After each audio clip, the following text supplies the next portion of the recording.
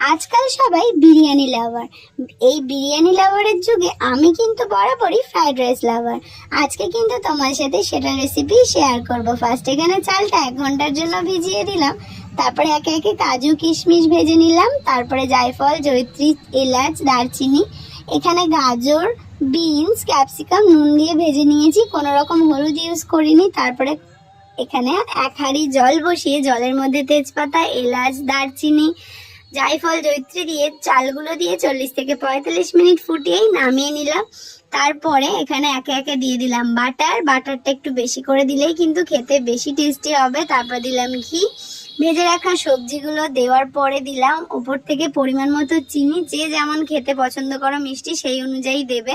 তারপরে আর কি ভালোভাবে মিশিয়ে নিয়ে বাটারটা গলে গেলেই গরম গরম প্লেটে সার্ভ করে দাও। তোমরা কারা কারা এই বিরিয়ানি লাভারের যুগে ফ্রাইড রাইস লাভার অবশ্যই কিন্তু